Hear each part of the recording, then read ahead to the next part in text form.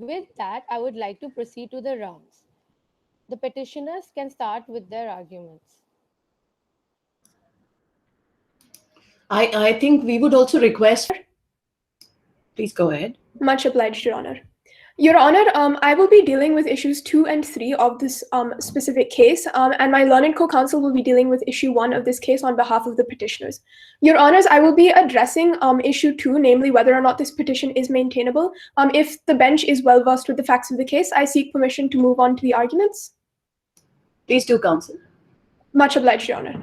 Your Honor, under issue 2 of whether or not the petition is maintainable, I will be making 3 key submissions. Firstly, on the fact that this was a valid marriage underneath the Hindu Marriage Act and is therefore entirely legally valid. Secondly, on the jurisdiction of this honorable court. And thirdly, on the fact that there have been no material facts placed on record which dispute either validity of this court, of the jurisdiction of this court or of the marriage. Firstly, moving on to the fact that this was a valid marriage under the Hindu Marriage Act. Section Counsel, one second, counsel. Do you represent the wife or the husband? The wife, Your Honor, the petitioner. Please go ahead. Much obliged, Your Honor. Your Honor, under Section 13 of the Hindu Marriage Act, either party to a valid marriage is entitled to petition for the dissolution of said marriage under any of the grounds mentioned under Section 13.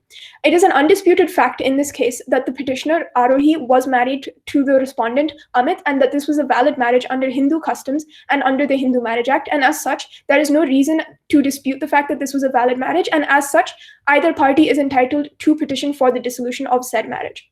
Secondly, moving on to the jurisdiction of this court, under both Section 19 of the Hindu Marriage Act as well as Section 7 of the Family Courts Act, this court is entitled to hear petitions for the dissolution of marriage and pass appropriate decrees for the same. The jurisdiction of this court also complies with Section 14 of the Hindu Marriage Act, which states that no petition for divorce may be presented before the conclusion of 1 year of marriage. This couple was married in 2001, and as such, since 20 years have passed since the solemnization of marriage, this complies with this provision as well. Under Section 19 of the Hindu Marriage Act, the court to which the petition shall be presented under this act would be the district court, which later was said to be changed to the family court, to the relevant family court of that specific domicile area in which the petitioners resided, and in this case would also solemnize their marriage. As this is all within the same jurisdiction, this family court is thus holds jurisdiction to hear this case and also to pass an appropriate decree for the same. Thirdly, since no material facts have been placed on record disputing the validity of this marriage, the petitioner is well within her rights to exercise her rights to seek a decree of divorce before this valid forum with the necessary jurisdiction. Furthermore, considering that in 2015 there was a petition for the restitution of conjugal rights between this couple, however, this did not at all address the questions of law in terms of the grounds of divorce which are being presented herein, and as such, the ground of res judicata does not apply, since this is a new question of law, as was held in the cases of Balveer Singh versus Harjeet Kaur in the Uttarakhand High Court in 2017, as well as in Mathura Prasad versus Dosibai by the Supreme Court. And as you hear us, counsel? Your Honor, I can hear you now. I didn't hear anything before. All right, you have to see when I'm raising my finger. We are on a virtual medium, so I have to ask you a question. You are too fast. Apologies, so Your Honor. This petition for Section 9 filed? Your Honor? Where was the Section 9 petition filed? Your Honor, this was filed in 2015 by the respondent. I asked where, counsel? Oh, where, Your Honor? My apologies. It was filed in this Bombay Family Court, Your Honor. Is it the same court as you are before? Yes, Your Honor. So the wife is residing here with her parents, or was the matrimonial home here? Oh, both are in the same area, Your Honor. She resides with her parents currently, but the matrimonial home is also in the same district. And where are the aberrations? Where have they taken place? My apology. Where has the cause of action taken place? Where are the aberrations that your client is alleging have taken place? In the same area of Bandra, which is a suburban area of Mumbai, Your Honor. Please carry on. Much obliged, Your Honor. Your Honor, I will now be moving on to issue 3 of this case, which is namely whether the petitioner has cause of action and locus standi to file and to maintain this present petition. I will be dealing with this in 3 key submissions. Firstly, that the cause of action in a suit arises out of a legally remediable wrong which was suffered by the petitioner. It is well established, as well as mentioned in Section 20 of the Civil Procedure Code, that a cause of action refers to any fact which must be established to demonstrate the petitioner's right to seek a remedy from the courts by way of judgment. And in order to establish the existence of a cause of action, the counsel for the petitioner must demonstrate the legal wrong that the petitioner has suffered and the legal remedy which is thereby sought by the petitioner for the same in light of the wrongs caused.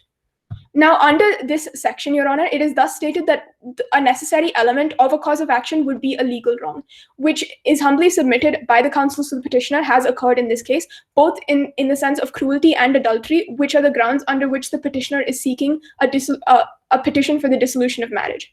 Further, in Om Prakash Srivastava versus Union of India before the Supreme Court in 2006, it was clarified that the term cause of action implies that the facts which constitute an infringement of the rights of the petitioner and justify her right to obtain a judgment would thereby equate to a sequence of events or acts committed by the respondent, which gives the petitioner the right to claim relief against the respondent with the laws specific to them. I have a question. I don't think the territorial jurisdiction is that much of a problem, because the Section 9 petition you say was filed here by the husband. Now, I want you to deal with the issue of whether after a Section 9 petition having been allowed by a competent court, which you have not challenged, but you have not complied with, how can you come back to the court with a Section 13 petition? Why did you not contest the Section 9? Your Honor, the Section 9 petition, which was filed a long 9 years after the petitioner left her matrimonial home in 2006, was not contested by the petitioner.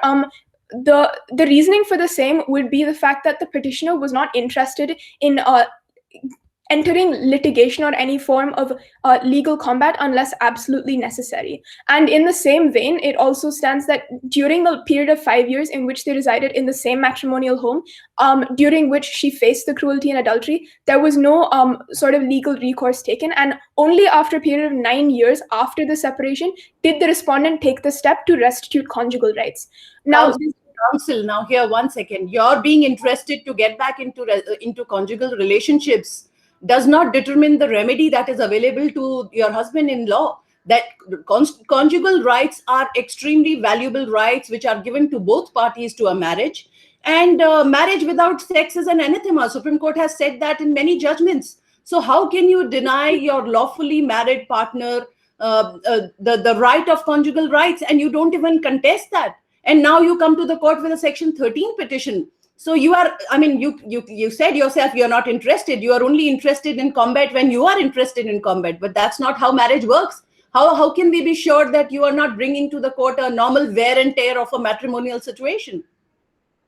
Indeed, Your Honor. Your Honor, considering that the petition in which the husband sought the restitution of conjugal rights took him a long period of 9 years, which was longer than the period that the parties had even been married for at that point, to file and to then seek restitution, the petitioner considered it within her rights to not comply with this petition under the grounds that the sort of wrongs that she had faced during the marriage were of such nature that she did not consider it at all feasible to reside in the same residence with him.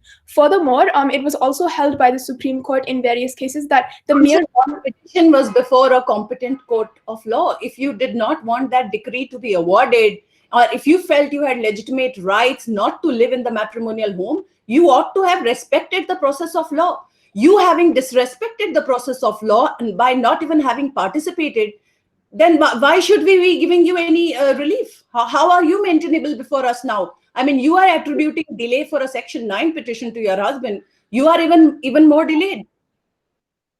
Indeed, Your Honor. Your Honor, considering that the contest was not made purely due to the fact that the non-compliance with this decree and the lack of contest on part of the petitioner would not preclude her from seeking rights under Section 13 would be our first submission, since firstly, this would not come under the purview of denying her rights under Section 13, as was held in various cases, since there needs to be an actual legal wrong in terms of when a restitution of conjugal rights decree has been passed and the same has not been complied with, and the party which did not comply then seeks divorce a period of time later. This would not constitute a wrong, as merely not complying with a decree of restitution of conjugal rights was held to not deny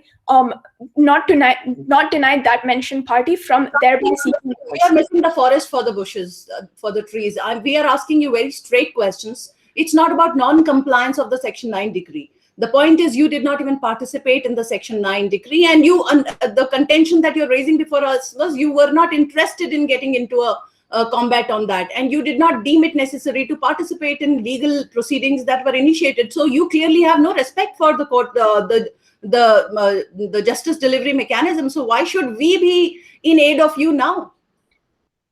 Yes, Your Honor. Respectfully, in addition to that, there is also the instance wherein her parents were not at all supportive of her entering into legal battle, nor were they even supportive at the beginning of her leaving her marital home. Considering that that this couple was unemployed and that they did not have the means to enter into any sort of combat, and that she did not have the support of her parents, which were the people she was living with at that time. Are you familiar with the concept of legal aid?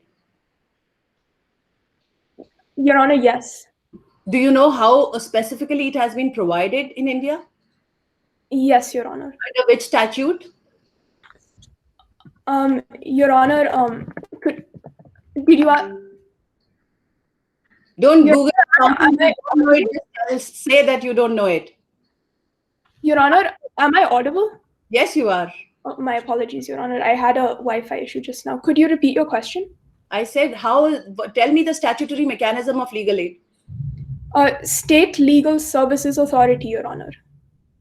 Yes, is it mandated under what? Under which provision? Your Honor, I'm not entirely sure.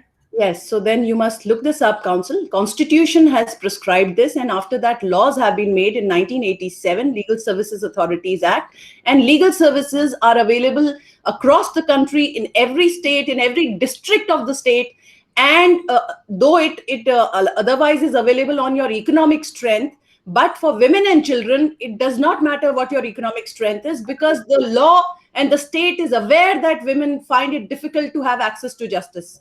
So don't tell us that you did not, you could not come to the court because you did not have enough support. Your Honor, in addition to the financial support which would have been provided by legal aid, the moral and sort of emotional support that was also required for her to enter into this was also not provided, and thus we would submit that this too would add into the factors which led her to not contest the petition. Your Honors, I see that my time is up. May I be granted 30 seconds extension to conclude my arguments? I don't see why not. Much obliged, Your Honors. Your Honors, in conclusion, we would also state that the locus standi to file this petition is inherent to her status as the respondent's wife, and that none of the facts of this case would prevent her from seeking relief before this honorable court due to her inherent status as a legally wedded wife of the respondent. And finally, we would also note that considering that the grounds which are being stated and which have been alleged by the petitioner are legally valid grounds to seek divorce, and further are of a serious enough nature that that the court is obligated to look into the claims which are being made, we would humbly submit that this petition is maintainable, and also that she has cause of action and locus standi to file this present petition. You need not remind the court of its obligation. We are trying to question you on yours, but thank you very much. Much obliged, Your Honor. Greetings, Your Honors. If it may please the court, the counsel seeks permission to resume the arguments for issue 1. Please go ahead, counsel. Your Honors, the counsel would like to elaborate on issue 1, namely whether the grounds stated in the petition by the petitioner are sufficient enough to entitle her to obtain a decree of divorce by this court. At the outset, the counsel would like to flag out the arguments that are to be made. Firstly, that the grounds of cruelty and adultery as asserted by the petitioner are satisfied in this case. Secondly, that Order 8 of the Civil Procedure Code regarding specific denial is attracted in this instance. Thirdly, that the standard of proof to be borne is that of the preponderance of probabilities. Fourthly, that the petitioner is entitled to obtain a decree for divorce as she did not condone the cruelty. And fifthly, that section 23(1) further grants grounds for the petitioner to seek a divorce and is thus entitled to obtain a decree to that effect. Your Honors, the counsel would submit that the grounds that need to be satisfied in order to obtain a decree of divorce are outlined in section 13 of the Hindu Marriage Act, which includes adultery and cruelty as grounds under section 13(1). Firstly, the essential elements of adultery are that one of the spouses, after the solemnization of the marriage... Don't give us definitions. We deal with this day in and day out. Just focus on the submissions. I would like to enlighten the bench on what is the thin line that separates a normal wear and tear and an adult and cruelty, adultery, or aberrations in a matrimonial relationship. Much obliged, Your Honor. The Supreme Court in the case of Shobha Rani versus Madhukar Reddy held that the standard of mental cruelty that must be established is the conduct which inflicts upon the other parties such mental pain and suffering that the parties cannot reasonably be expected to live together. And in this present instance, Your Honor, getting home late at night and beating up the petitioner in a drunken state does not necessarily constitute ordinary wear and tear of married life, Your Honors. It is severe and grave mental, physical, and emotional abuse which has been incurred by the petitioner, which has not even been contested by the respondents in this present instance. And with that, the council would like to move on to the second submission, which is that Order 8 of the Civil Procedure Code would be attracted in this instance. The Supreme Court in Badat & Co. Bombay versus East India Trading Company observed that Order 7 of the CPC prescribes that the plaintiff shall give the facts which constitute the cause of action in order to enable the defendant to either ascertain the necessary facts that need to be admitted or denied. And in consonance with this principle, Order 8 further establishes the manner in which a respondent may either admit or deny the claims of the petitioner. Rules 3 and 4 of Order 8 state that it would not be merely sufficient to deny generally the grounds alleged, but that the respondent must specifically deal with each individual claim on a factual basis. The court further held that if the respondent's denial is not specific but is evasive, the said fact shall be taken to be admitted as under Rule 5 as solid proof, and in such an event, no other proof is necessary, Your Honors. In this instance, as has been established in paragraph 6 of the moot proposition, the respondent has not specifically denied any of the assertions made by the petitioner and has simply made a vague and evasive excuse, nor has he presented an alternate set of facts, Your Honors. Just a mere... Counsel, one second, please. Let's take a step back. And you please tell us that in a matrimonial relationship, is it wrong for the husband to expect conjugal relationship with the wife? Is it wrong for the husband to expect that the wife will stay where the matrimonial home is, in the village where he can afford, and live within the means that the husband can provide? You also have not rebutted any of the averments that he has made. Indeed, Your Honor, the council would state that it would not be wrong for the husband to seek that conjugal rights be established and that cohabitation occur. However, in such an instance where such constant grave cruelty is being meted out to the petitioner in the form of daily mental, physical, and emotional abuse and constant acts of adultery committed by the respondent, Your Honors, it would not be reasonable to expect the petitioner to continue living in cohabitation nor seek to continue the marriage in the first place, Your Honor. Furthermore, Your Honors, in this instance, therefore, since paragraph 6, where the respondent has not specifically denied any of the petitioner's assertions, nor has he presented any alternate set of facts, but just made an evasive and vague excuse saying that bona fide treatment was given, it is necessary that the court under Order 8, Rule 5, deem all the assertions of the petitioner as fact, Your Honors. Furthermore, the counsel for the petitioner would argue that the normal rule governing civil proceedings such as this case is that a fact can be established if it is proved by preponderance of probabilities, and it is not necessary that it must be proved beyond reasonable doubt. This was held in the case of Dastane versus Dastane, where the petitioner husband sought a divorce from the wife on account of cruelty, Your Honors, and the Supreme Court stated that the term satisfied in Section 23 of the Hindu Marriage Act is satisfaction on a preponderance of probabilities, as the standard of proof was not to be as high as criminal proceedings. Furthermore, Your Honors, Section 13(1)(a)(2) of the Hindu Marriage Act states that either party to a marriage may also seek the dissolution of marriage by a decree of divorce on the ground that there has been no restitution of conjugal rights for a period of 1 year or more after the passing of a decree for the restitution to this effect. The counsel for the petitioner would state here, we would like to put you to strict proof rather than going on preponderance of probability just by virtue of the submissions that your husband has made. But the point here is that what is the proof that you were treated with cruelty? Where are the medical reports with regard to any injuries, with regard to beating that you may have had? Who has seen this? Who has noticed this? Where is the evidence that shows that you have been meted with cruelty in the matrimonial home? Your Honor, come to court. See, you have come to court, so the onus is on you to satisfy us. Much obliged, Your Honor. We totally agree and understand your point about the burden of proof resting on the petitioner. However, adultery and cruelty, as has already been pointed out by the Supreme Court, are not easily proved, and that's circumstantial evidence at best, pointing to a set of reasonable opportunities and grounds for such adultery or cruelty to have been taken place is more than sufficient evidence, Your Honors. Simply because not circumstantial evidence. Your Honor. Apologies. Your circumstantial evidence. Your Honor, as stated in the factual matrix and multiple assertions made by the petitioner, Your Honors, the husband would repeatedly come home, consume intoxicants, and engage in adultery, and come home late at night and beat her and engage in physical, mental, and emotional abuse, Your Honors. And furthermore, It is just your word against his word. much obliged, Your Honors, but the respondent in this case has neither made any form of assertions denying the same, Your Honors, and at this juncture, the court is thus obliged to take up these assertions as claim as under Order 8, Rule 5 of the CPC, Your Honors. If I told your co-counsel also, don't remind us of our obligations. The court is well aware and well conscious of the obligations that the law puts on us. But you have to discharge your obligation is what we are putting you to. Your Honors, the respondent themselves have made specific admissions and evidence by refusing to deny any of the claims raised by the petitioner, Your Honors. Furthermore, the petitioner was forced to move out of their matrimonial home as a last resort, as she did not want to condone the acts of cruelty that were committed by the respondent. And the Supreme Court further affirmed the bill. Him filing the Section 9 petition showed that he was very much interested in saving the marriage. He wanted the conjugal relations to be back. He wanted you to be there, and he wanted you to share the life with you as a life partner, not insist on going to the city, not insist on trying to live without his means. I mean, it can't be his fault that he did not provide sufficient means for the lifestyle that you would have imagined. Much obliged, Your Honor, but the respondent made no effort to enforce the decree, even though such an option was available under Order 21, Rule 23 of the Civil Procedure Code, Your Honors. Furthermore, the fact that the respondent did not even... 9 is the only decree in law, I think to the best of my knowledge, which is incapable of being executed. You can't enforce it. So don't put it to him that he did not get it executed. He got the decree, he went to court.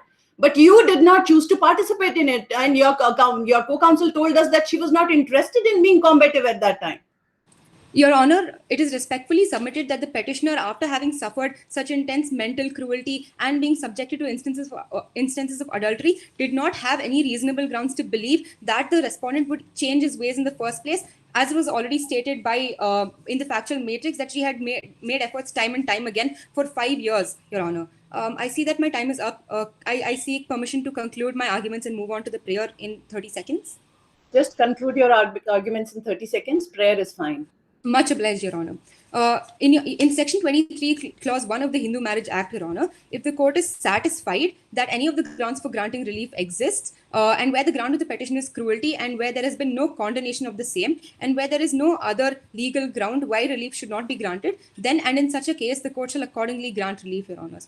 In conclusion, after having established the existence of adultery and cruelty, and further placing reliance in the principles of constructive desertion and lack of restitution of conjugal rights for more than a year, the counsel for the petitioner would humbly submit that the petitioner does indeed possess the requisite grounds in order to seek a decree for divorce under Section 13 of the Hindu Marriage Act, Your Honors. It was an honor arguing before this court. Thank you, counsel. With the permission of this honorable court, the counsel would seek permission to start with the oral arguments. Please go ahead, counsel. Much obliged. The respondents would seek permission from this honorable court to refer to the bench collectively as your ladyships on behalf of both the council members. We are gender neutral court, but you go ahead as you suit yourself.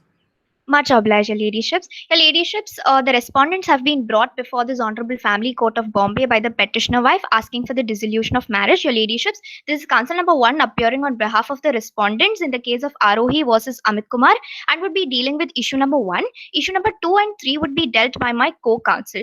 Your ladyships, issue number 1 deals with the question that whether the grounds stated by the petitioner in the petition are sufficient enough to entitle her to obtain a decree of divorce by the court.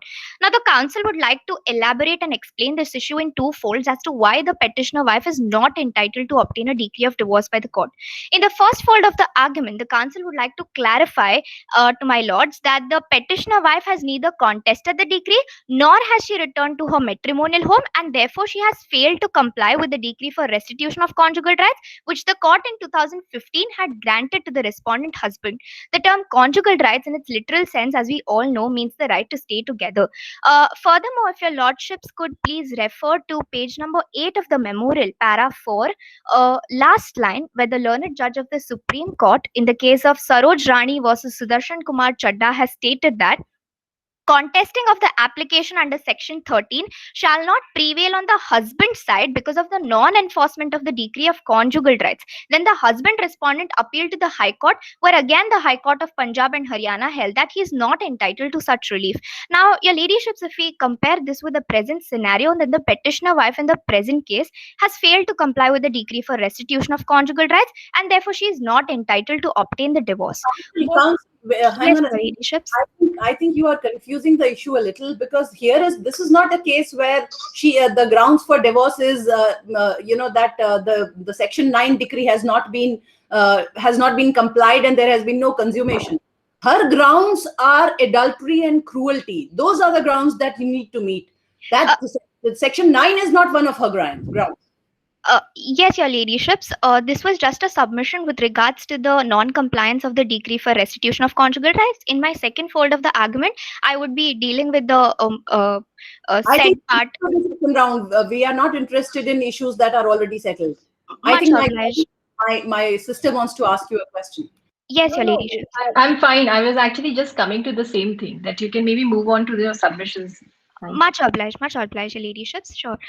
Moving to the second fold of my argument, your ladyships, the petitioner wife has made several false allegations against the respondent husband, which are defamatory in nature, stating that he was a man of weak character, he had extramarital affairs with multiple women, was an alcoholic, etc. And to the court's surprise, the petitioner wife has in no way proved these allegations, which in turn is amounting to the mental cruelty of the husband, and therefore he now wants a divorce from this honorable court by taking off the allegations mentioned by the wife, as the husband cannot be expected to live with the wife due to serious and unsubstantiated allegations of adultery amounting to cruelty, your ladyships. And the same was... Hold on a second, counsel. So you are saying that the husband now wants a divorce? Yes, because your of ladyships. allegations. So then you are admitting to the petition. Then the petition for divorce can be granted to the wife, and you are obviously, the wife doesn't get a divorce in isolation. She gets a divorce from you. So this is a decree of divorce that can be granted. Why should we not refer you, the two of you, to mediation, and you can probably work out mutually, the mutual consent divorce? And secondly, you said this is defamatory. Where is your suit for defamation? Where is your petition for divorce? Indeed, your ladyships, much obliged for the question. Your ladyships, first of all, the allegations made by the wife are very defamatory in nature, and this is leading to the mental cruelty of the husband, your ladyships, and we want a divorce by the wife now, and want this court to dismiss the false allegations that have been made by the wife, your ladyships. We can take admission that you have made in the court. You have admitted that you would like a divorce. So tell us why the divorce decree should not be granted. Your ladyships, first of all, as it was stated in my oral submissions, your ladyships, the Supreme Court in the case of Saroj Rani versus Sudarshan Kumar Chadda had stated that application under section 13 by the wife in the present case should not prevail on the husband's side in that case because of the non-enforcement of the decree of conjugal rights. Here, your lordships, in the case of Saroj Rani versus Sudarshan Kumar Chadda, the decree for restitution of conjugal rights was passed in favor of the wife, your ladyships, and the husband did not contest the decree, which is the reason why the court rejected the decree for divorce on the part of the husband. And in the present, I'm not sure if you understand the question or if you don't want to answer it. So I don't know which one is the case. But let me repeat that again. It's a very simple question that we are putting to you. Now that you have told us that you would like divorce on whatever grounds that you are, let's not go to the grounds, but you want it. She wants it. So why should we not grant the decree of divorce? Just answer that. Your ladyships, we also want a divorce, your ladyships, but the point that these false allegations should be removed from the divorce and the divorce should be granted. So then what is the remedy available to you? Your ladyships, we just need a divorce. That's it, your ladyships. Counsel, we all have to work within the parameters of law. You tell me, what is the remedy that is available to you in law that you can seek?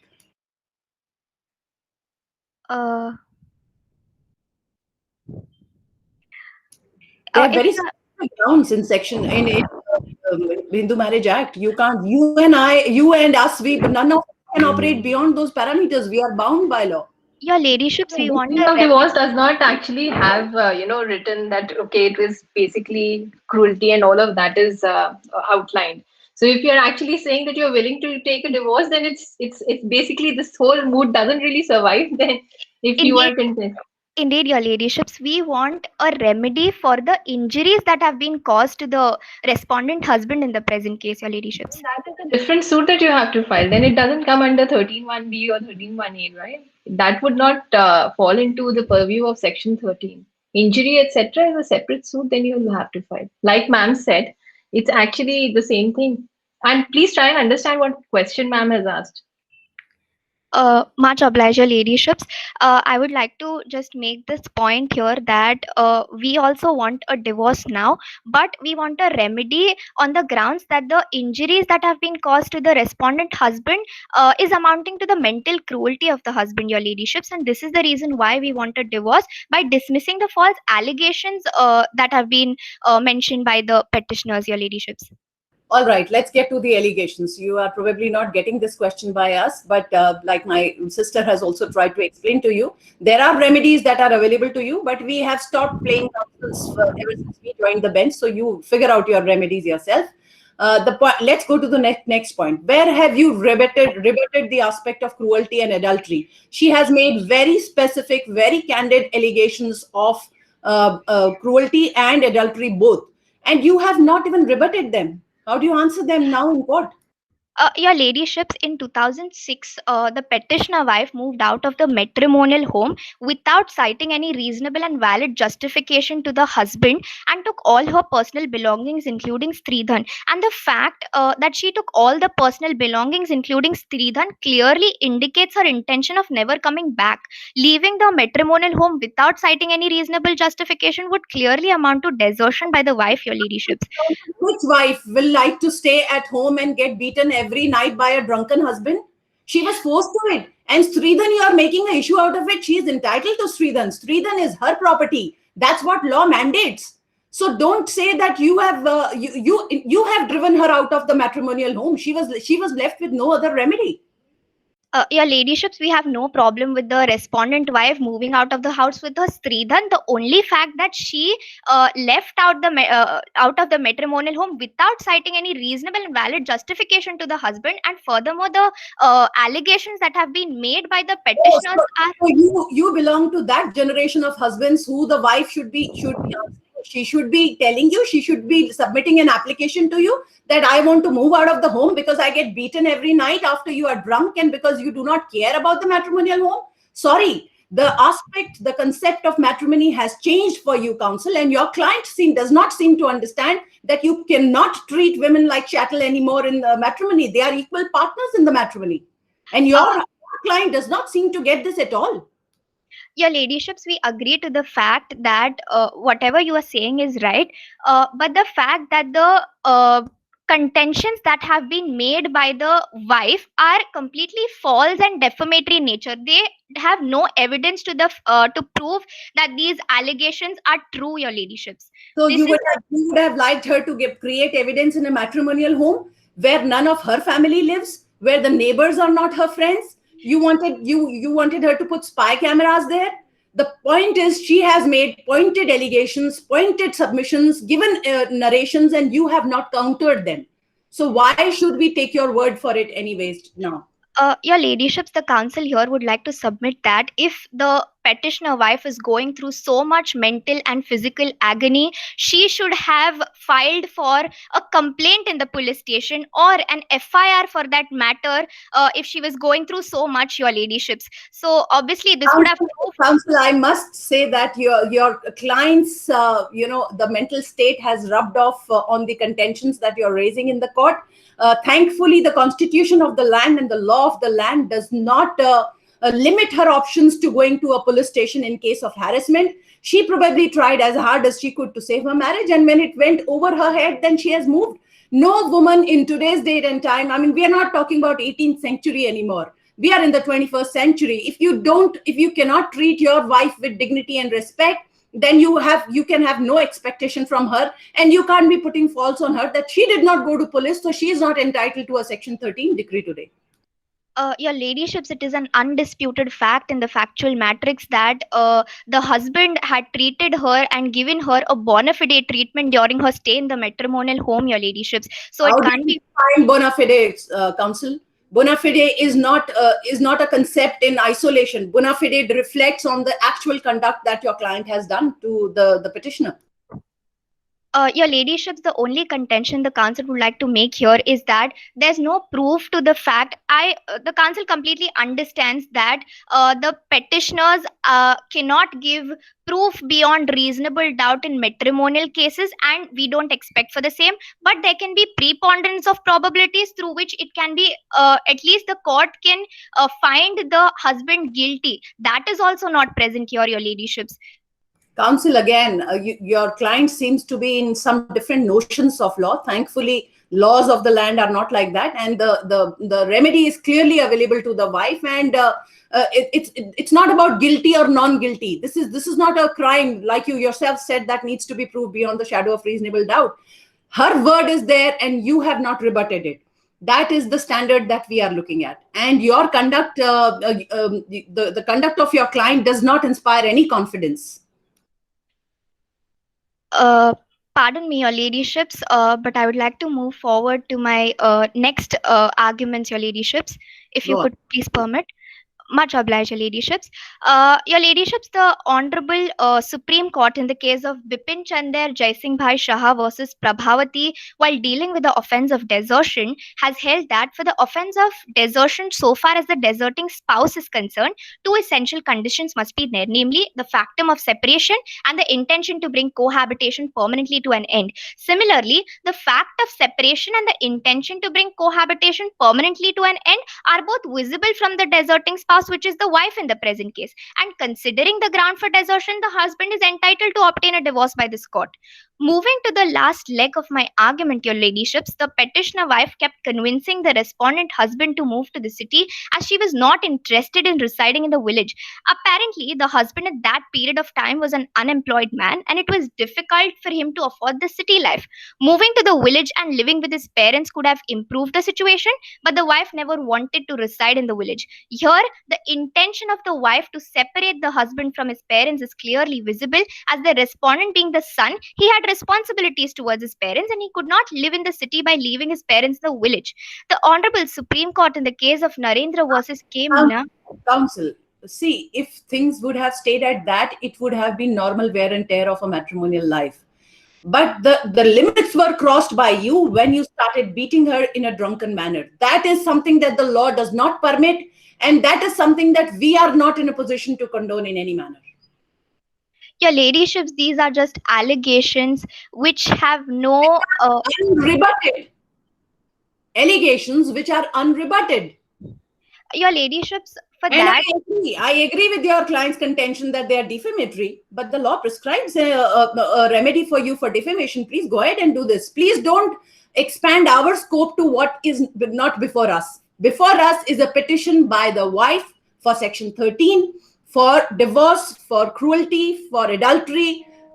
So that is the aspect that you need to address. And I think your time's up. Please wind up. much obliged, your ladyships. Therefore, the respondents would humbly like to submit before this honorable court that the husband in the present case has made several attempts to bring the wife back to their matrimonial home, and in fact, he proved that by filing for a decree for restitution of conjugal rights, but the wife had denied to return. On top of that, she did not even contest the decree, which was causing mental cruelty to the husband by putting false and defamatory allegations on him. Therefore, the husband wants to move on with his life by putting an end to the false allegation and prays before this honorable court to dissolve the marriage between both the parties. Also, because of the actions of the petitioner wife, she is not entitled to obtain a decree of divorce by this court, your ladyships. Now, if your lordships are satisfied, I would like my co-counsel to deal with issue number 2 and 3, your ladyships. Well, we don't have to tell you whether we are satisfied or not, but your co-counsel can start. Thank you very much, counsel. Much obliged, your ladyships. Counsel seeks permission to approach the dais. Please Much start. obliged. Much obliged. This is council number 2, and I would be dealing with issue number 2 and 3. The issues read as whether or not the petition is maintainable and whether the petitioner has any cause of action or locus standi to maintain the petition. Your ladyships, both the issues deal with the question of maintainability and thus are correlated, and so would be my argument also correlated. Your ladyships, the respondent humbly submit that before this honorable court that the petition is not maintainable. Although the honorable court has the power and jurisdiction to try such cases according to section 19 of the Hindu Marriage Act, the court cannot maintain cases which are baseless and vague and full of false allegations. The court can only hold a petition maintainable for dissolution of marriage when the grounds and causes of the petition have been had true and hold some do not hold any malified intent. The council would now like to rely. Council, 1 minute. I think you are confusing the issues. When you are addressing us on maintainability, are you conceding territorial jurisdiction? Not at all, your ladyships. What the council is. Are you conceding that the jurisdiction lies under section 19 that you just submitted before us? We are not conceding. We are agreeing that even though the jurisdiction lies with the court, but the second requirement, that is the petition needs to be of a bona fide nature and should not have any malified intent to be maintainable. You are going into issue number 1 that your co-counsel has already addressed. So you are admitting to maintainability. You're saying that the court has the power and the jurisdiction to hear this petition, which would be the first half of the first half for why a petition should be considered maintainable, your ladyships. Also to be noted the nature of petition, which is malified over here, and that's why it's not maintainable in the court, which we can find from the judgment given in the Jeevan Madhurkar Nagpurkar versus Shaila Jeevan Nagpurkar, in which the Honorable High Court dismissed the appeal filed by the appellant because it was baseless and made of vague allegations, like in this present petition also, your ladyships. What were the allegations there, counsel?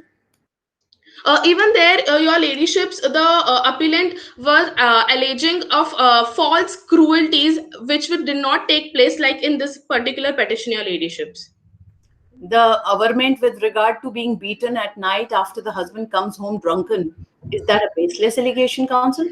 It's baseless, your ladyship, because it's false in nature, and the respondent has previously also denied this, which can be found if you're. That is for us to determine. That is why the matter is before this court. That we will determine on the basis of preponderance of probability, after hearing submissions from both the sides, as to whether it is false or not. That is not a jurisdictional error that you can challenge the jurisdiction of the court. Indeed, your lordship, and that's why the council is not challenging the jurisdiction but the nature of the petition. And if your lordship would permit, I will continue and try to convince the ladyship as to why her allegations are false and why there are not even preponderance of possibilities. Why don't you try? Let's see. Much obliged, your ladyship. Now let us break down all the points that the petitioner has alleged. She claims that the marriage was that of an unhappy one and the respondent did not take efforts for the same. It is to be duly noted by the court that it was a petitioner who gave up on the marriage just within 5 days and returned back to her parents' house and then shared intimate details about their privacy to her parents. Even then, the respondent did not feel good about it and had gone through mental agony, but counsel, in the first 5 days, the marriage was not even consummated. What are you talking about private details being mentioned? And if the girl does not confide in her family, in her parents, where does she go? Your ladyships, the marriage has been consummated, which is an established fact right now in this case. And that is entire my point. Not the first 5 days. The para 1 of the preposition, I think, mentions that the marriage was para 2. Your ladyship's 5 days cannot be taken as a reasonable time to come to the conclusion that this marriage won't be consummated anymore. I am simply asking you a question on when you said that within 5 days she went back and then she shared private details to her parents. I put a counter question to you that within the first 5 days, the marriage was not even consummated. So what private details could she have shared? And secondly, if she does not confide in her parents, then who does she confide in? How could you find fault with that conduct? your ladyship's she going back to her parents' place and then telling her parents that the marriage was not consummated itself is a private detail about their own personal relationship, your ladyships. And 5 days should not be enough for her to jump to a conclusion that Counsel, your client has amazing notions of the conduct that is expected from a wife in the patriarchal system, of full of stereotypes. We must say that it's appalling for us as a court to see that he does not want to move out of his parents' homes. He wants to continue to live in the village. He's making allegation that she has been forcing him to go to the city. But your client has a problem when your wife goes and confides in her parents. So you expect her to break all contact from her family. What you think your client subscribes to that notion that once she is married, she breaks away from her family that she's born into? Of course not, your ladyships. I think, counsel, your client needs a round of strong counseling, by professionals, so that he understands what is expected from a matrimony. That will certainly make his life better. Your ladyships, the wife is not expected to break off the ties with her parents. Never has respondent asked her to do that. But before citing this particular problem, she could have talked about it with the husband itself before just moving out of matrimonial home within 5 days. And your ladyships, the husband did not ever say that he would ever move out of the village. She could have waited, given him the opportunity to improve his lifestyle, and then maybe he could have been to a position to take her back to the city and give the expectations she needed. The respondent husband is nowhere asking her to not be in contact with her parents or break any ties with her before marriage families. It is just very astonishing that she would not consider the mental status of the husband when she goes and tells her parents that the husband has not consummated the marriage just in 5 days. If your ladyships would like me to go ahead. I think your time is up, so you wind up, please. Much obliged, ladyships. The council would just like to cite the point of cause of action and locus standi. That is the third issue, and I would do it quickly because the time is up. If the petitioner's claims are so true, she could have and that suffices the cause of action. She could have filed the same entire thing, the 2015 Restitution of Conjugal Rights, and reported, and still could have obtained a decree even then in the counter claims of proceedings. And that's why, as given in the case of Azhar Hussain versus Rajiv Gandhi, which your ladyships can find in page 15, paragraph 23, the Supreme Court has held, and I quote, the entire purpose of conferment of such powers that are given in Order 7, that is the locus standi order, your ladyship, is to ensure that the litigation which is meaningless and bound to prove abortive should not be permitted to occupy the times of court and exercise the mind of respondent. And because she does not have a locus standi, as her allegations are false, your ladyship, this particular petition must not be maintained. And hence the council rests their submission very quickly because the time lapsed, and the said petition must be dismissed. That's all, your ladyships. If your ladyships would permit, I will recite the prayer, or if your ladyship does not, it's all right with the council. No need, counsel. Just confirm one thing to us. Does your client want a divorce?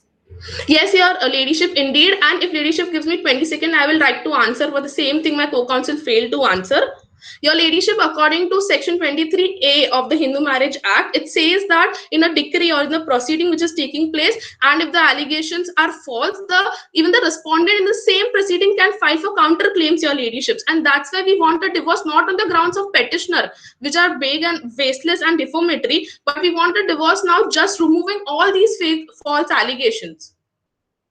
So then on what ground should we give the divorce?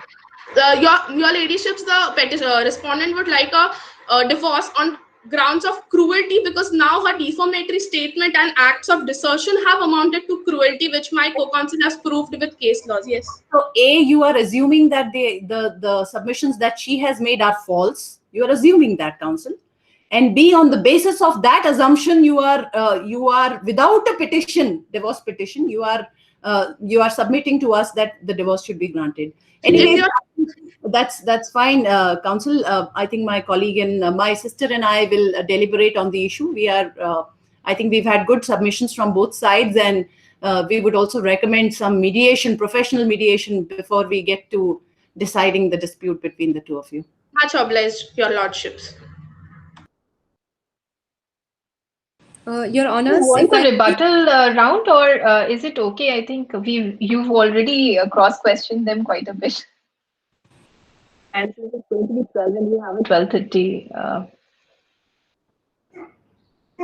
You can take 2 minutes if you like. I mean, of course, I think much obliged, Your Honors. The counsel for the petitioner seeks the rebuttal time. just wind up in 2 minutes, please. Much obliged, Your Honors. Your Honors, in a country where women are looked down upon by her parents and relatives if they seek legal remedies, in a country where her chances of a future husband are significantly damaged because she fights for her rights before the court, in a country where public life for women is looked down upon, where she is asked to lay down and suffer an adulterous and cruel husband, and now that she's finally gotten the chance to take up her case after having overcome the fears of the ramifications of potential criminal litigation and the fears of being looked down upon by in the eyes of society as a divorcee, the petitioner humbly pleads upon the court to hear her pleas, Your Honor. In the Supreme Court, in the case of Dharmendra Kumar, held that mere non-compliance with the decree for restitution does not constitute a legal wrong under Section 23(1)(a), nor does it amount to desertion, Your Honors. As laid down in Bipin Chandra Shah versus Prabhavati, there is a duty that is cast upon the deserted spouse to prove desertion. Firstly, on the absence of consent, and secondly, the absence of conduct that forces or causes the desertion in the first place. In this case, the repeated cruelty and adultery and mistreatment that was meted out and suffered by the petitioner constitute that conduct which forced her to leave their home, thus negating the allegations of desertion, Your Honors. The petitioner moved out of the matrimonial home as a last resort, as she did not want to condone the acts of the respondent any longer, and the Supreme Court observed that if a man deliberately causes suffering to his wife and makes no attempt to mend his ways, despite express indications to that effect, he is conclusively presumed to have the intention to drive her out, Your Honors. And if this act persists and resists attempt, and the wife and the wife is being constantly suffered cruelty and adultery, no matter how fervent and consistent his later attempts are, or seeks the restitution of conjugal rights, Your Honors, desertion cannot be reasonably alleged, Your Honors. And coming to the allegations of defamatory statements, Your Honors, it cannot be reasonably alleged by my learning opposing counsels that the petitioner, by exercising her statutory rights by the mere filing of a suit under seeking dissolution of divorce under Section 13(1) as provided by the law, is being defamatory in her actions, Your Honors. It was an honor arguing before this court. But I have one counsel for your client. Just because she has been treated with cruelty in her matrimony, as she alleges right now, these are allegations. Your client need not be so bitter about the country that she lives in. This is not a public interest litigation that you are arguing. You have to confine your submissions to the respondent who is before the court, so that the submissions can be properly appreciated, properly answered, and properly adjudicated. And I will commend to your client that if you want to make a future of choice for yourself, please try to change the things that you want, and rather than you saying that this is a country which has this is also a country which has many positives. So I would counsel that to your client, certainly. Much obliged, Your Honor. I was just speaking to the fact that she had taken so long to muster up the courage to come before the court in the first place. That's the patriarchal problem. That's not a country problem. Much obliged, Your Honor. Thank you, counsels. I think it has been wonderful to hear the teams. We can wind up. My sister has to say something. No, ma'am, I think I'm good to go. I would request Abhishek or Mandavi to maybe proceed with the next steps now. Judges, you may give them marks now.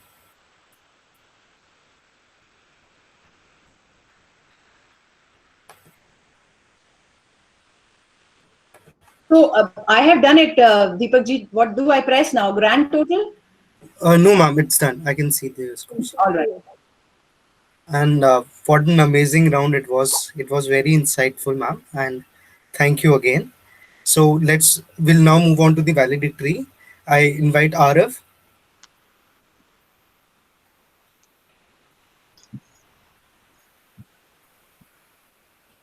Am I audible, Deepak? Yes, you are. Please begin. Thank you.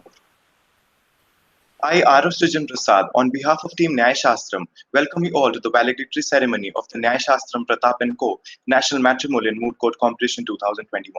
With its aim of promoting e-learning, Team Nyaya Shastram organized this event revolving around a problem of contemporary relevance. The research and advocacy skills by the participants of this competition have been tremendous, which is evident from the feedback received from the judges of the respective rounds. Team Nyaya Shastram is honored to have Ms. Aishwarya Bhati, Senior Advocate, Additional Solicitor General of India, Supreme Court of India. I now request Ms. Manvi Kumar Seda, Senior Student Editor, Team Nyaya Shastram, to introduce ma'am to this gathering.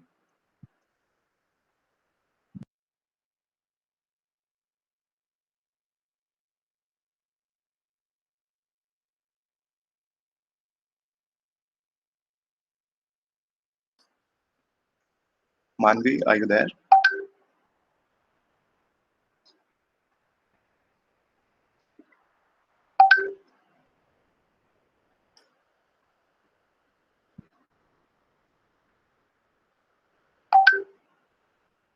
Okay, how about I introduce myself and give the feedback How also? about I introduce you, ma'am? Or ma'am, I can. Okay, We all Pallavi. are ready to Yeah, introduce. proceed. Please proceed. Yes. Yes, ma'am. Good afternoon. It is with utmost pleasure that I am introducing our first judge for the finals, Ms. Aishwarya Bhati, Additional Solicitor General, Supreme Court of India. Ms. Aishwarya Bhati, ma'am, is the first woman from Rajasthan to have secured the position of a senior advocate in the Supreme Court. She has served as the secretary to the Supreme Court Bar Association and was appointed as the Additional Advocate General for the state of Uttar Pradesh in 2017. She was also an advocate in record. Her work has always been inspiring to everybody, especially us uh, lawyers in making, and we are grateful to have her here. Now I request Aishwarya ma'am to please address the gathering. Thank you very much, Deepak ji. Very kind of you to say lovely things about me. It is a privilege for me to be here with all of you young students of law. I love the bright sparks, and I'd request all of you to smile even more, at least wear the smile in your eyes. That is always nice, because we are in the profession, we have chosen a calling where we are going to be in the dispute resolution mechanism. So with the smile in your eyes, even if you don't wear it on your lips, wear the smile in your eyes, and that way the whole situation becomes a little more cordial and nicer. The atmosphere is nicer. People don't come to lawyers in happiness. People come to lawyers in the lowest points of their life. And of course, a great privilege to have my very bright and young colleague Pallavi ji here with me. She's somebody who has inspired a generation of women lawyers, and we like such young, inspiring women lawyers. And look at the content here. I mean, we have too many women students of law, more than so that speaks about the changing dimensions. I apologize if any one of you felt that I was grilling too much, but I wanted to give you a feel of the court, how it is, how we get grilled. And of course, we don't get many opportunities to do this. I've been a lawyer for almost 2.5 decades, so we get grilled every day in and day out. But I feel that I have been a mooter, as a law student also, though mooting was not really part of the curriculum, and it was not so common and popular and so much in vogue as it is now. But I feel that, grilling a little gives you, and that shows whether you are getting unnerved. The idea is to push you, so that, to test you under trying conditions. So to see basically whether you display courage under fire, because you're getting fired. And then if you display courage, if you display conviction, that is where, of course, I think your preparation was far ahead of what can be expected from students of law who have not yet, passed the bar exam and can come on to the practice of law. So your preparation was very good. Kudos to all of you. Congratulations. The husband side definitely had a difficult case to argue, and obviously we grilled them even more because some of the contentions that were made were very stereotypical, and it sort of enrages you also as a person. You can't take out who you are even when you're sitting on the bench, and I think that's the right progressive step to take. That's how the constitutional courts of our country have been reflecting on the progress of law. We have to break from the shackles of patriarchy, from the shackles of stereotype. And let me tell all the young boys and all the young boys who are watching, young students of law, this is not a man versus woman or a girl versus boy fight. In this, all of us are together, because what we are fighting against is patriarchy, stereotype, which does not have a gender. And let me tell you, I have in my personal life seen, met, and being inspired by many men who have been very, very progressive. And I have come across many women who have been strong, patriarchal, stereotypical persons. So it is not about gender. We all need to go through this journey together, so that we don't hear contentions like, this is a country that you don't feel safe in, this is a country that has a problem, this is a country where constitutional principles reign. This is a country that values rule of law, the progress of law. You know, you would have followed just before the US elections, the judge who got nominated to the Supreme Court by the then President Trump, what was attributed to her was that she's a purist in law. And purist means her interpretation is that what was Constitution when it was written by the Constitution makers. And US Constitution was not written like 70 years ago like us. It was 230, 240 years back that US Constitution was written. And if you follow that purist theory, that what did the Constitution makers think 230 years back, when women were not considered, there was no universal adult franchise, there was slavery, there was all kinds of issues. How could you interpret with that thought? On the contrary, our constitutional principle is that, Part 3 rights, fundamental rights, are like empty vessels. And every generation has to fill those empty vessels with its own wisdom. This is a line that I love from one of the Constitution bench judgments, and it shows the journey of the dynamic interpretation that our Constitution has received in the hands of constitutional courts. So guys, I think we are all lucky to be in this great country as students of law, being part of this journey of dynamic progression of law. Let us try and make a difference where we can. And good luck to all of you. You as future leaders and future students of law, future lawyers, you will play a very important role, because lawyers are social engineers. So good luck to all of you. And it is a privilege for me to get a part of your vibrance, your energy, and your smiles back with me today. Thank you, ma'am. Now I call Manvi to introduce our guest of honor.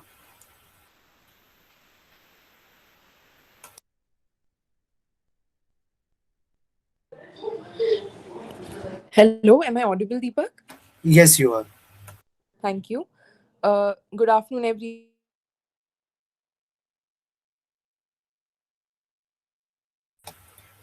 I think there's some network error. I'll do the honors thing. Okay. So we have with us Pallavi ma'am as our guest of honor. Pallavi ma'am is the managing partner with Pratap & Co. She's an advocate on record in the Honorable Supreme Court of India and practices in the Supreme Court and various high courts throughout the country, in tribunals, NCLT, NCLAT, and various other tribunals as well. We are fortunate to have you, ma'am, and your support throughout our venture, right from the beginning till now and in future also. Thank you, ma'am. Now I request you to address the gathering. Not really much for me to say, since Aishwarya ma'am has actually covered everything. And the way she presents her case in the court, I think when all of you would actually be admitted to bar, you must have that opportunity to see her argue. As a matter of fact, so many of her cases are reported judgments. So it's best that you get to know about her arguments, especially the one which was before Justice Chandrachud, which went on and on for several days. And the way she argued, I think, hats off to her. And to all of you, you all have that fire in you. And like ma'am said, it's all about testing, and when you are under fire, how much of a courage you can show. So I think I would not take too much of everybody's time, and Aishwarya ma'am also has to leave. So let's proceed with the results and all, Deepak. Yes, ma'am. Aniket, over to you. Thank you, Deepak, and thank you for the wonderful session, judges. We will now results, guys. Please don't take this as a reflection on your capacity and capability. All of you were brilliant. And I'm telling you, you exceeded many of the lawyers who are admitted to the bar and practicing in the courts. But well, it's a competition, so we were asked to mark, and that's how we have done the marking. But congratulations to each one of you for participating and coming here. And to be able to handle Aishwarya ma'am's cross-examination, I think that if I were to be, when she is on the bench and if I have to argue, I'm sure I'll be better prepared. Thank you so much, judges. May we now proceed with the declaration of results. So the judges, the process that we're going to follow is that Arav will be sharing the screen and will begin with the best speaker. I'd request Pallavi ma'am to read out the names that appear on the screen. So the best speaker award, am I able to view it? Oh yes, Amna Ali. Yeah. Amna Ali, that was very nice. Congratulations, Amna Ali. She represented Amity Law School, Noida. Now we proceed on to the second best speaker. Now this position is a tied one. So we'll have 3 posters for the same. Ma'am, maybe could you please read out the name? Janvi Johar. Congratulations, Janvi. Chinta Ananya from Symbiosis, Pune. Congratulations. And there's supposed to be a third one, no? Yes. Arunima from Christ College, I think. Congratulations, yes, Arunima. We'll now proceed to the Best Memorial Award. Pallavi ma'am, could you please read out this? Best Memorial was Anurupa D. Anurupa D. Sayan Das Gupta and Pranisha Nair from Presidency University. Congratulations, guys. We now proceed on to the second Best Memorial Award. This was Chinta Ananya, Chilamkuri Deepti and Neha Samji from Symbiosis, Pune. Congratulations. We now proceed to the Best Researcher Award.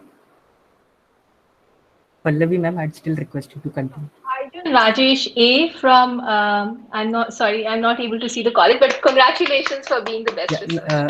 Arjun Rajesh was representing Rajiv Gandhi School of Intellectual Property Law, IIT Kharagpur. Congratulations, Arjun. Now, we move on to the second best researcher. This is again a tied one. So, yes, ma'am. That's Keshav Sharma, who has been the second best researcher. Keshav is from Campus Law Center, Delhi. And right. And Risha Kulshreshtha from Christ. Congratulations. Now, I'd request Aishwarya Bhati ma'am to appreciate the semi-finalists of this competition, who though could not make it to the final round, but were equally capable and were equally competitive. So, congratulations, Neha. Very difficult last name you have. Sneha V, ma'am. Sneha V. V, I think, yeah, that helps. So, Sneha, congratulations. Shravan, Aditya, and Tamil Rasan N. Yes, they were representing School of Excellence in Law, the Tamil Nadu Dr. Ambedkar Law University. A second semi-finalist, please. All right, so that is congratulations to Anandita Rajesh, Aditya Kumar, and Merlin Babu. Christ. They were representing Christ University, Bangalore. Now, to the most awaited part of this competition, we are now about to disclose the winners of Nyayashastram Pratap & Co. National Matrimonial Competition 2021. Arav, can we move ahead? Aishwarya ma'am, could you please read out the names of the winning team? Kavya, Virala, Divya Govindam, and Sebin Sebastian. Congratulations, guys. This team was representing Christ Bangalore. I'm trying to figure out which one of you were there. The winning team, could you please unmute and greet the judges? Good afternoon, ma'am. I'm the researcher for NMC 19, and I should say it's an honor to be here. I remember reading the Armed Forces judgment, which you had argued last year, and I saw that you were coming as a judge today, and I cannot least put down how much of a fanboy I was last night when I saw that you were coming as a judge. Thank you. Congratulations, and nice to interact with you. Well, so you were the brain and the research work behind the team. Congratulations. Congratulations, team. Wonderful. Thank you, ma'am. The winning team gets a cash prize of 7,500 INR memento, internship opportunity under the able guidance of Pallavi Pratap ma'am herself, a coupon worth INR 1,000 to each of the participants by Memo Pandits, blog publication opportunity in Lex Jura Law Journal. They get a 50% off Legal Bytes Academy discount coupons to enroll in any one of their courses that provides a variety of courses, even with respect to preparation for the Advocate on Record examination and a certificate of e-merit. Now, we should also congratulate the runners-up team who gave a tough fight to the winning team. Aishwarya ma'am. Absolutely. Congratulations, Sakshi, Salunke, Apeksha Singh, and Nidhi Dalvi. You guys were brilliant. And let's hear from Nidhi. She must be the researcher, because that's the face I can't put. Good afternoon, ma'am. Very good. And you had the difficult case of the husband. But you did well, and I think we grilled you more. At least I grilled you a lot more. Pallavi left it all to me. No, she was really brilliant. I think it's just so heartening to see all the girls doing such a fabulous job. Now, not that the boys are not doing it, boys are doing it really fabulously well as well. But very nice to see all of them. This team was representing Vivekananda Education Society, College of Law, Mumbai. Congratulations, teams, and to all the other title winners. We'll get in touch with you shortly with respect to the disbursement of the award. Deepak, may we now proceed? Yes, please, Aniket. Please proceed with the event report in brief, and because we are aware of time cost. All right. So it is not the winning, but the participation, not the triumph, but the struggle, as we are time and again being reminded of the same. Respected dignitaries, team members, and participants. I, Aniket Datta, event head of Nyaya Shastram Pratap & Co. National Matrimonial Moot Court Competition 2021, will now share a brief account of events that took place over this week.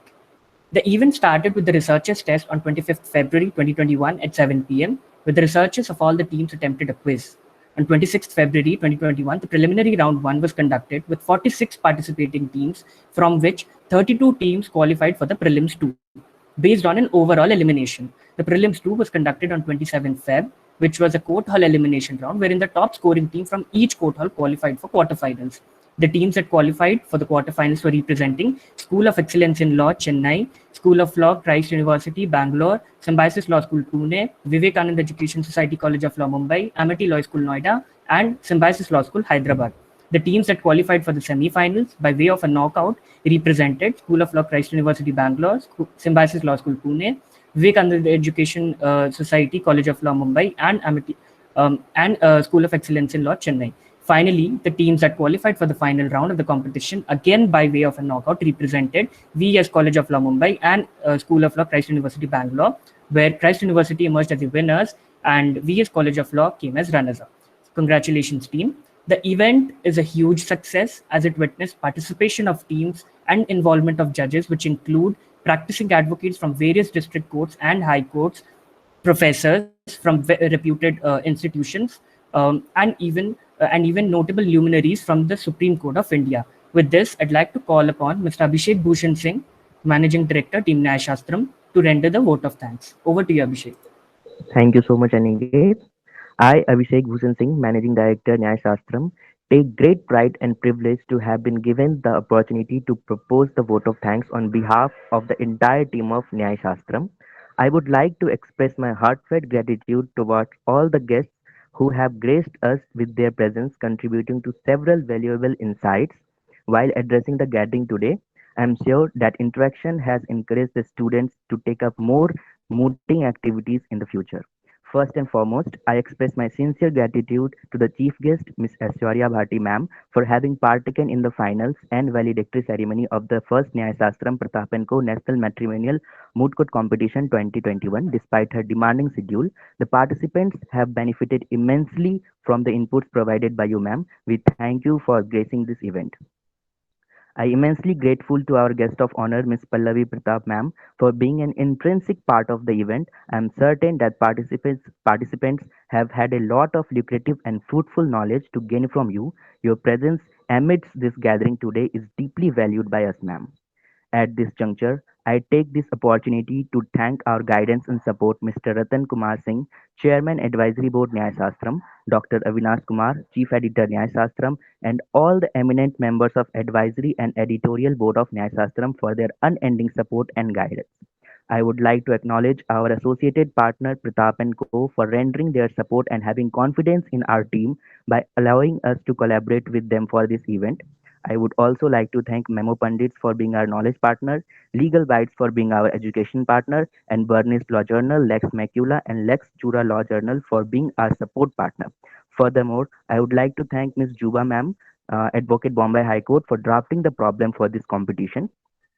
As Henry Ford has once said, coming together is a beginning, keeping together is a progress, and working together is a success. I would like to thank my co-founders Deepak Thakur and Aniket Datta, who have been a constant support, without whom this event would not have been conducted the way it was. Both of them are the pillars of Nyaya Shastram.